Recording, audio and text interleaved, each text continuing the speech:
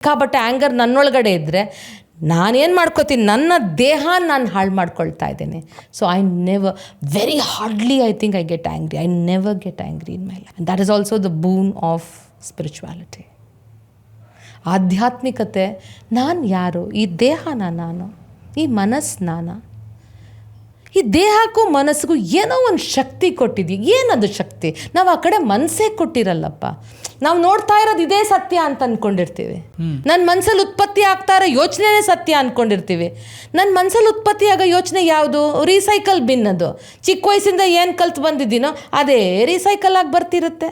ದೇಹ ಏನು, ನಾನು ಏನು ಒಳಗಡೆ ಹಾಕಿರ್ತೀನೋ ಅದೇ ಈ ದೇಹ. ಇದು ಎರಡಕ್ಕೂ ಏನೋ ಒಂದು ಚೇತನ ಕೊಟ್ಟಿದೆ ಅಲ್ವಪ್ಪ. ಏನದು ಚೇತನ? ಯಾಕೆ ಎಲ್ಲರೂ ಮುಕ್ತಿ ಅಂತಂದರು? 9ನೇ ಕ್ಲಾಸಲ್ಲೇ ಯೋಚನೆ ಮಾಡ್ತಿದ್ದೆ. ಗೌತಮ ಬುದ್ಧ ನಿರ್ವಾಣ ಅಂತ ಹೇಳಿದ್ರು. ನಮ್ಮಮ್ಮ ಅಪ್ಪನಿಗೆ ಈ ನಿರ್ವಾಣ ಅಂದರೆ ನಮಗೆ ಗೊತ್ತಿಲ್ಲ ತಾಯಮ್ಮ, ನಿನಗೆ ಮುಂದಕ್ಕೆ ಗೊತ್ತಾಗ್ಬೋದು. ನೋಡಿ ಹೆಂಗೆ ನನ್ನ ಈ ಪ್ರಶ್ನೆಗಳು ನನ್ನನ್ನು ಒಂದು ಆಶ್ರಮದ ಮನೆಗೆ ಸೊಸೆಯಾಗಿ ಕರ್ಕೊಂಡೋಯ್ತು.